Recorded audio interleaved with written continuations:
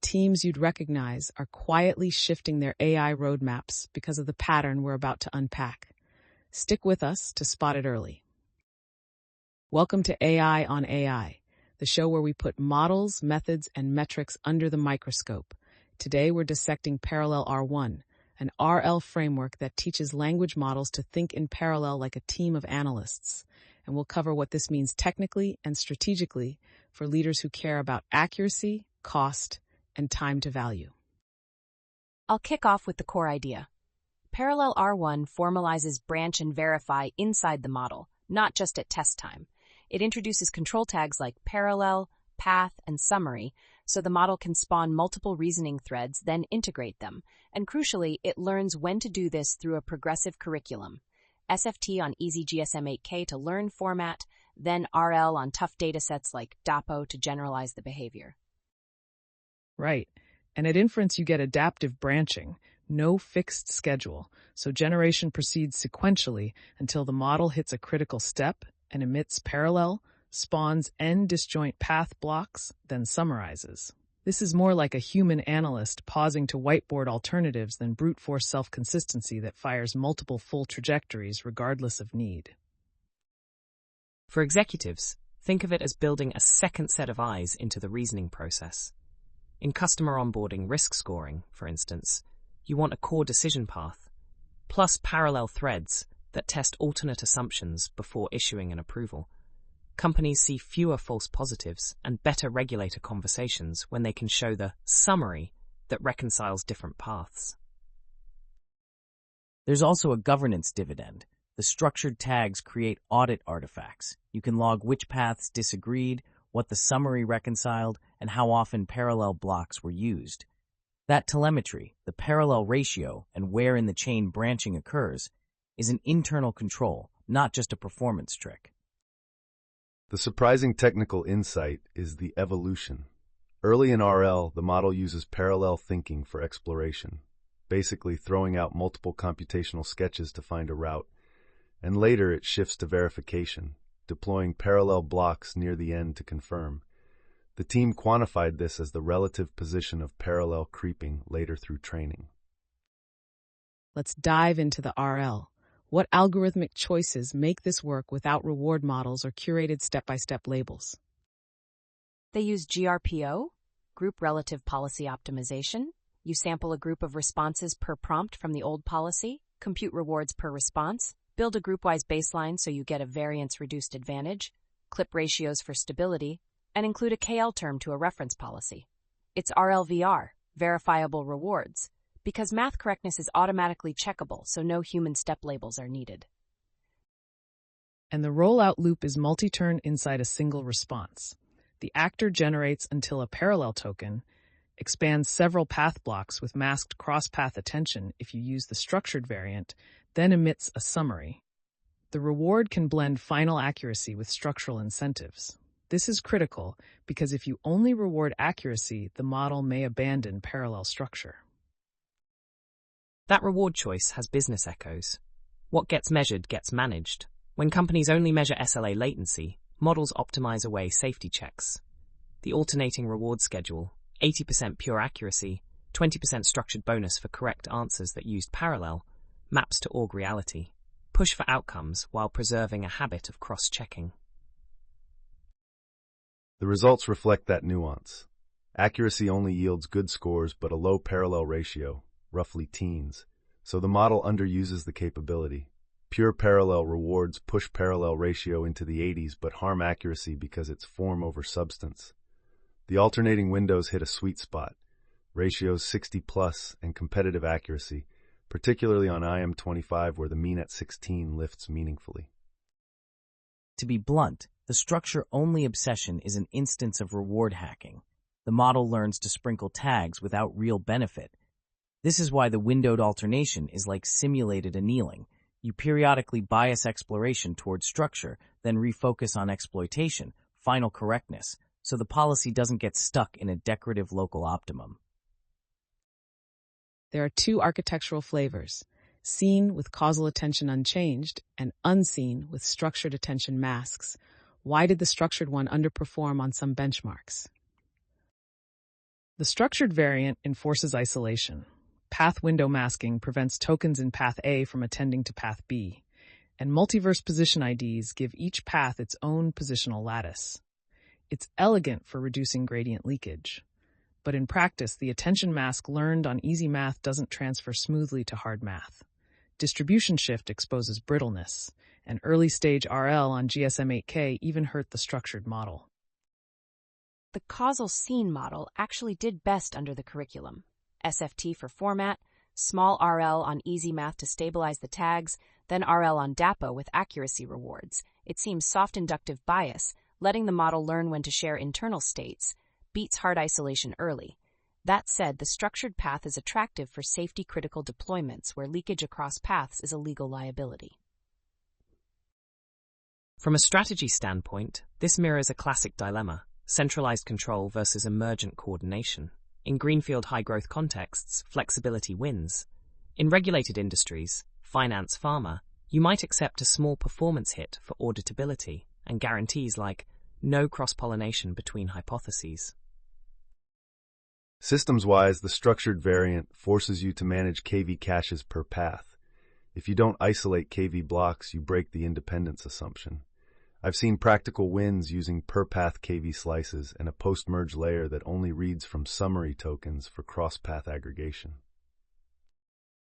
Just to add a contrarian note, everyone's chasing raw accuracy, but for safety and compliance, the metric that matters might be verification coverage, like percentage of answers that were double-sourced by independent paths. A slightly lower headline accuracy with higher verification coverage can reduce tail risk incidents. Let's bring this to real deployment. How would an engineering org implement adaptive parallel thinking in production stacks without blowing up latency or cost? 3 tactics. First, event-driven branching. Monitor token-level uncertainty or heuristic triggers, like rare symbol density in math, to decide whether to allow a parallel block. Second, cap path count adaptively. Start with 2, escalate to 3 only if interpath disagreement exceeds a threshold as inferred from the summary. Third, scheduling. Run paths on separate streams with shared weights and isolated KV, then interleave decode steps to keep GPUs busy. You can also boil parallel thinking into a budgeted policy. Allow at most k parallel invocations per 1,000 tokens with a cooldown window. Importantly, the RL-trained model already learned to branch later for verification, which minimizes overhead compared to early brute force. Business leaders should set SLAs with verification bands. For Tier 1 decisions, loans, diagnoses, require at least 1 verified parallel check. For Tier 3, FAQ chatting, skip branching. We've seen support orgs reduce escalations by double digits when high-risk intents force a parallel verification pass before responding. A coding team used a similar idea. Parallel paths generate alternative implementations. Then the summary performs a diff-like synthesis. Combined with a unit test oracle as the verifiable reward, they improved pass at K and cut regression escapes by roughly a fifth across 6 sprints. And keep a tamper-evident log of the parallel structure, paths, disagreements, summaries. Security teams can sample these logs to detect verification collapse, where the model stops triggering parallel thinking in scenarios that historically required it. Early warning for model drift. The paper reports a mid-training exploration scaffold, using parallel thinking as a temporary phase to unlock a higher ceiling. Can we unpack that? Sure, they ran 2 stages. Stage 1 pushes exploration by alternating accuracy and parallel rewards so the model habitually branches. Stage 2 flips to accuracy only. Performance continues to climb even as the parallel ratio declines, peaking above a baseline GRPO model. The parallel stage acted like a scaffolding that encourages the policy to discover robust regions. Then you remove the scaffold. It's akin to chess training. First, you study multiple candidate lines, divergence. Later, you play the cleanest line with a quick tactical blunder check, verification. Importantly, telemetry confirmed the parallel position moved later in sequences during stage 2, consistent with a shift from exploration to verification. That mechanism is strategically powerful. Companies can adopt explore then exploit curricula for domain fine-tuning, Force breadth early, multiple hypotheses, suppliers, scenarios, then codify best practices. We've seen planning teams improve scenario planning quality, wider option sets early, crisp consolidations later, driving better quarterly outcomes. There's also a hiring analogy. Hire for slope, train for specialization.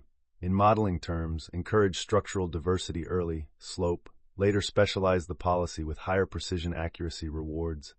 The net effect is fewer local optima traps. But watch the risk. Over-encouraging parallelism can inflate hallucination surface area. The alternating windows keep the model from leaning too hard into speculative branches. It's a controlled exploration budget, essentially. Let's shift to datasets and generalization. How did they avoid building complex synthetic pipelines for parallel traces? Key finding: a strong teacher can produce valid parallel traces for easy GSM 8K problems at high rates but fails on hard problems. They leverage that asymmetry, generate high-quality cold start data on easy tasks to teach format only, then rely on RL with verifiable rewards to learn behavior on hard tasks. This avoids brittle data construction pipelines and unlocks adaptive discovery. That format first, behavior later split is subtle. Without it, you hit a cold start wall. Models don't know how to emit parallel or structure path blocks, so RL can't explore. SFT on easy data primes the control tokens, then small RL on GSM8K stabilizes usage, and only then do you scale RL on DAPO for real reasoning gains. For enterprises, the blueprint is similar.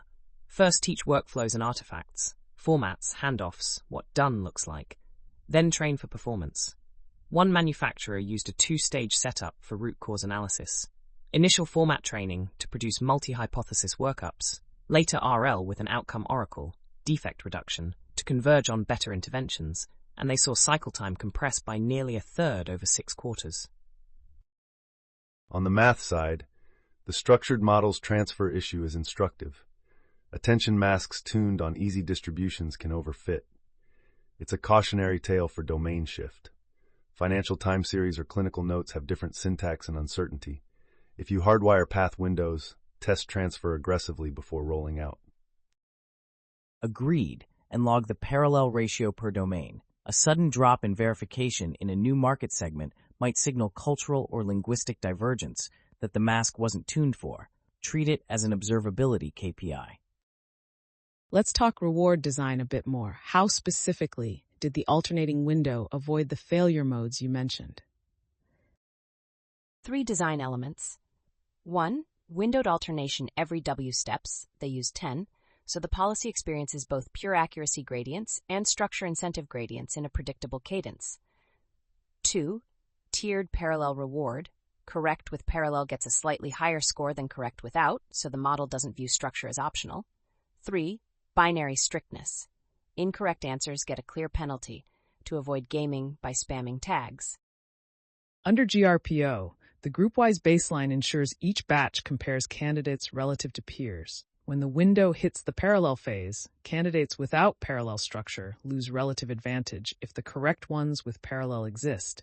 That creates a soft selection pressure toward branch when it helps, without encouraging blind branching. And we shouldn't forget KL control. If you don't regularize to a reference, policy drift can explode. With structured outputs, drift sometimes manifests as malformed tags. A modest KL keeps syntax healthy while letting behavior evolve. One governance tip. Define a verification budget per answer length. Short decisions might get at most 1 parallel block unless an uncertainty signal or high-impact flag triggers a budget override. Governance teams love explicit policies tied to measurable signals. I'm curious about the metric relative position of parallel. Why is that more than a neat chart? Because it captures strategy, not just usage.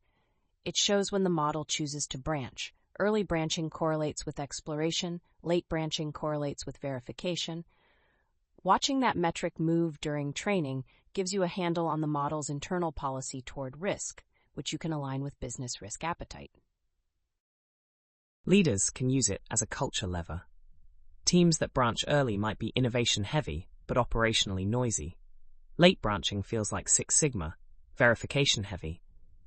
Depending on the product's risk profile, you tune training to encourage the desired cultural analog in the model. Operationally, late branching is also cheaper. Fewer tokens go into parallel paths. That's a cost of quality lever for inference budgets. There's also a compounding effect. Late-stage summaries tend to integrate sharper candidates since the main line has already crystallized a hypothesis. The summary then acts like a two-phase commit.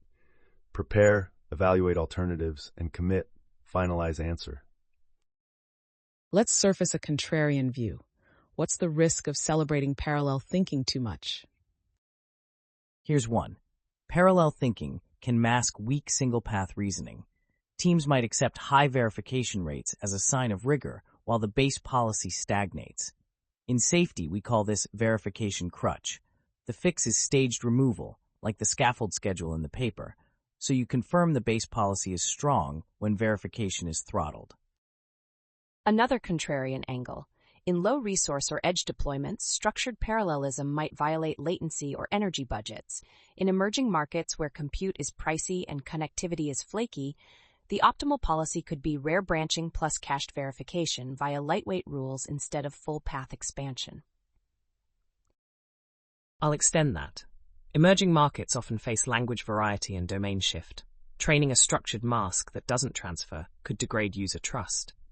A pragmatic approach is to start with causal models and use the reward windows to tune when to branch, then move to structured masks only after local telemetry shows stability.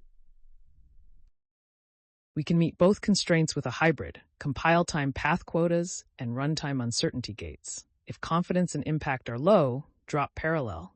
If a customer is in a high-risk workflow or the uncertainty spikes, open the parallel budget. This keeps energy and latency within SLAs. Let's get concrete with more business cases. Where else does this shine? Supply chain exceptions. Parallel paths correspond to different root cause hypotheses: supplier delay, port congestion, demand misforecast. The summary consolidates signals and triggers the least regret action. One team cut exception resolution times by roughly a quarter while reducing whiplash decision reversals. In code review, think of multiple refactor suggestions generated in parallel, naming, complexity, and safety improvements. Then a summary chooses a composite patch. Measured over multiple repositories, we've seen test flake rates drop as parallel paths catch different categories of defects. In healthcare documentation, careful. You'd allow parallel reasoning only in an offline drafting flow, never in bedside decisioning. The structure is great for audit trails, but verification must be correlated with evidence, citations, lab results, not just model agreement. The alternating reward can incorporate citation correctness as a verifiable reward. For RAG systems, parallel paths can query different retrieval scopes: recent versus canonical sources, internal versus external. Then the summary reconciles. Multi-scope retrieval reduces single-source bias and lowers contradiction rates. Implementation pitfalls. What tends to go wrong? Cold start misfires. If SFT doesn't teach robust tag usage, RL wastes steps learning syntax, not behavior. Keep the cold start data tight, easy tasks only, and filter with a tag format checker to ensure nesting and closure are correct. KV cache entanglement. If paths share KV, your structured independence is illusory. Separate KV per path and ensure summaries don't retroactively leak into in-progress paths. Otherwise, you get ghost dependencies that make debugging nightmarish. Reward sparsity. Hard math has sparse correctness signals. Mitigate with curriculum, stage difficulty, and for code math add lightweight intermediate checks, unit tests, partial correctness, during the exploration window to densify reward without micromanaging steps. Monitoring blind spots. Teams don't track the parallel ratio drift or relative position drift. Without those, the model may silently stop verifying under pressure. Wrap those as red, amber, green dashboards. Given the reported numbers, consistent gains with a standout on AMI 25 after the scaffold, how should leaders interpret benchmark wins versus production value? Treat benchmarks as wind tunnel tests. They validate the aerodynamics of the idea. Production value depends on fit-to-purpose telemetry, verification coverage, escalation reduction, issue reopen rates. Map benchmark traits, like adversarial reasoning, to your domain's failure modes. And resist overfitting to a single metric. The paper's ablations show how naive parallel rewards hurt accuracy. In production, adopt multi-objective optimization, accuracy verification, latency, and periodically vary weights to avoid brittle equilibria. Infrastructure-wise, make the inference stack tag-aware. Tokenizers, decoders, and loggers must recognize parallel, path, summary. Add a routing layer that can opportunistically parallelize paths on available hardware and degrade gracefully when under load. From a policy perspective, write down when the system is allowed to skip verification. Codify it. Strong opinions, weakly held applies here. Be decisive about defaults, but let telemetry change your mind quickly. The engineering heuristic I use is branch late unless uncertainty is high. It aligns with the model's learned behavior and keeps costs sane. Think of the summary as the final checklist pilots run. Most flights are routine, but the checklist is non-negotiable for safety-critical segments. Before we close, any quick hits on future directions sparked by this work? Meta-learning the branching policy. Learn a controller that predicts branching triggers from uncertainty, novelty, or downstream impact, trained jointly with the actor. Combine with GRPO so rewards reflect both answer correctness and good branch timing. Compiler-style optimizations. Static analysis over the token plan to prefetch KV for likely parallel branches, plus speculative decoding within paths. Also, structured attention that degrades smoothly from hard isolation to soft sharing via learned gates. Business-wise, broader verification capital accounting. Treat verification like inventory. Budget, allocate, and reconcile it. Leaders who track verification efficiency will unlock better margins and lower risk exposure. Safety. Verifiable summaries require summary to cite evidence objects, not just path agreement. Then you can reward summaries that are consistent with retrieved facts, closing the loop on faithfulness. Cross-domain generalization. Bring this to causal reasoning and forecasting where paths correspond to counterfactual scenarios. The summary becomes a policy debate, not just math consolidation. Last word. What's the single heuristic you'd give a CTO deciding whether to adopt parallel thinking via RL? Use a scaffold curriculum, teach format on easy tasks, stimulate exploration mid-training, then refine with accuracy only. You'll get a more capable policy than either SFT alone or raw RL. Engineer for branch-aware inference, separate KV caches, adaptive path count, and tight logging around summary. Govern by outcomes plus verification coverage. If you measure both, the system won't trade one away silently. Treat parallel thinking as a control, not a crutch. Periodically turn it off to verify the base model remains strong. Branch late, verify smart. Let the model converge, then do a targeted cross-check. It's cheaper and more robust. That's a wrap. As George Box said, all models are wrong, but some are useful. Parallel-R1 makes models more useful by teaching them when to disagree with themselves and how to reconcile. Thanks to our panel for an exceptionally rich tour, and to you for listening. See you next time on AI on AI. Before we sign off, quick lightning wrap. What's the end-to-end on Parallel-R1, the highlights leaders should leave with, and the key innovations that matter in practice? End-to-end. Parallel-R1 teaches an LLM to branch and reconcile its own thinking using a progressive curriculum. Cold start SFT on easy tasks to learn the parallel path summary format. Small RL on easy math to stabilize triggering. Then RLVR on hard tasks with GRPO so the model generalizes when to branch. The technical highlights are the alternating reward windows that balance correctness with structured verification, the behavioral shift from early exploration to late-stage verification, and the mid-training scaffold that unlocks a higher ceiling than straight accuracy optimization. From an engineering lens, the innovation is adaptive branching at inference, not rigid schedules, plus 2 architectural choices, causal versus structured masks. The practical playbook is KV isolation per path, event-driven branching via uncertainty gates, path quotas and cooldowns, and a tag-aware inference stack that can parallelize when resources are free and degrade gracefully when not. Think branch late unless uncertainty is high as the default policy. Strategically, measure outcomes and verification coverage together so you don't optimize one at the expense of the other. The business wins show up as fewer escalations, faster exception handling, and audit-ready summaries. Case in point, supply chain exception triage saw quarter-scale reductions in resolution time, and code review reduced regression escapes as parallel paths caught different defect classes. Governance-wise, the control tags are a gift. Treat them as audit artifacts. Set a verification budget per risk tier. Monitor parallel ratio and relative position drift. And beware the verification crutch where teams celebrate branching while the base policy atrophies.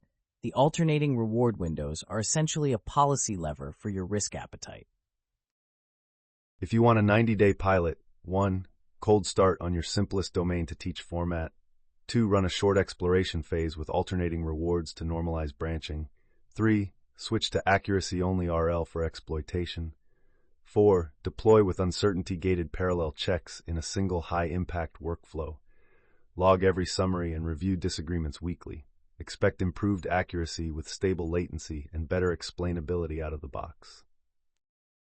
Pulling it together, Parallel-R1's key innovations are a scaffolded RL curriculum that sidesteps brittle data pipelines, a reward design that treats structure as a means, not an end, a measurable strategy shift toward branch to verify, and a production recipe that marries cost control with auditability. The bigger insight is that parallel thinking is not just an inference trick, but a training instrument. Use it as structured exploration, then distill it into efficient verification, and as Peter Drucker would say, what you measure, accuracy plus verification, becomes what you manage. Thanks for joining us, and remember, teach models when to disagree with themselves and how to reconcile, and you'll ship systems that are not only smarter, but safer and more accountable. See you next time on AI on AI. Share one learning plus the link with your team. Turning insight into action starts with a quick nudge.